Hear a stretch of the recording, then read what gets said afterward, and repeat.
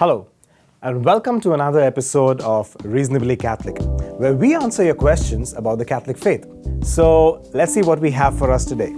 The question is, how can a loving God send someone to hell?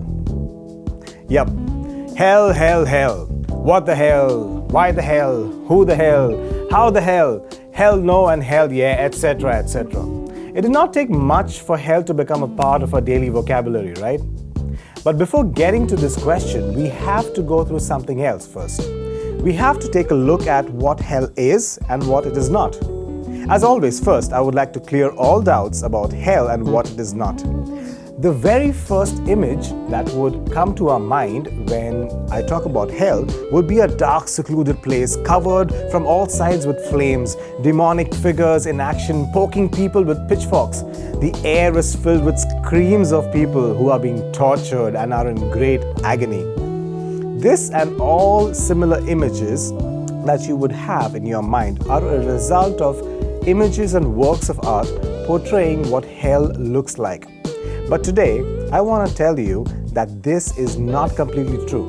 These images that have been present from centuries are nothing but a depiction, or more correctly, an artist's imagination of what hell could look like. But don't relax yet.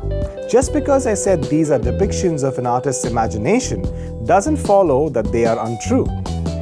The images show, or rather wish to express, the truth of what hell could feel like, since heaven and hell are not physical locations really, but states of existence of a human soul. So, now that we have seen what hell is not really like, we do have to know what kind of souls go to hell. For this, since hell is the opposite state of being than in heaven, if we have an idea of which souls go to heaven, we can have a good idea of which souls go to hell.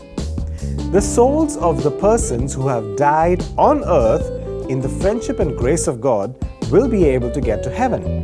Now, this may be either directly or through a pit stop to purgatory.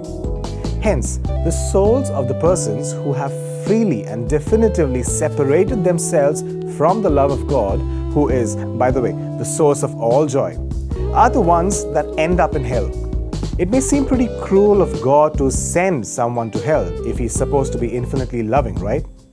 Let's have a look. The Catechism of the Catholic Church in para 1472 says that the punishment due to people committing sinful actions should never be seen as a vengeance inflicted by God. It is like a package deal that follows from this nature of sin. If one chooses sin, little do they know that the punishment of hell follows that choice because of how sin works. It is the choice that one would make of choosing to do something sinful is the main reason why hell becomes a real option. Sin is always an act of a will, an action, a non-action, and even a thought. Each sin is an action of our will. These free will choices that one makes determines whether he ends up in hell or not. This free will is a gift from God that we use in our daily lives as well. Well then, you may say, it's God's fault that one goes to hell, isn't it? He gave us free will, and unfortunately, if one makes too many sinful choices, then that person is bound to go to hell. Not so fast, my friend. If one thinks that it's God's fault because He gave us free will, let us see what in fact one is asking of God to do. Practically, we are saying that God shouldn't have given us free will, but that is ridiculous if we think and imagine of how our lives would be if we had no free will to make choices. We would be programmed like a robot to behave in a certain way, and life as we know it would be nothing but an execution of control instructions in a software program. That would be more laughable, since that contradicts the whole idea and reality of something called love. Love is so only when one chooses to love. If it was a forced choice, it would cease to be authentic love. Love is a choice that can never be forced. I cannot love my wife without choosing to do so, and neither can she. If she had no option than to love me, that is a violation of free will, and hence there is no substance in that love. Imagine your child having no option but to love you as a parent. That isn't love, that is a violation of love. God too could not force us to love Him. Hence, He gave us a free will to make a choice and respond to His love with our love.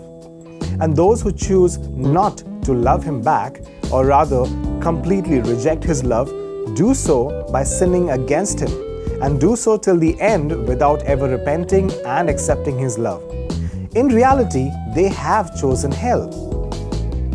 Renowned Christian author C.S. Lewis, in his book The Great Divorce, says this: there are two kinds of people in the world in the end. Those who say to God, "Thy will be done," and those to whom God says in the end, "Thy will be done." So in brief, the all-loving God gave us a will to freely choose to love Him and be with Him in heaven, or reject it and get nabbed by the single devastating consequence of sin, that is hell.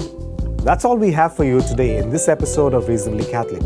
Please like and share this video, and if you have any questions about the Catholic faith, feel free to post them in the comment section below this video.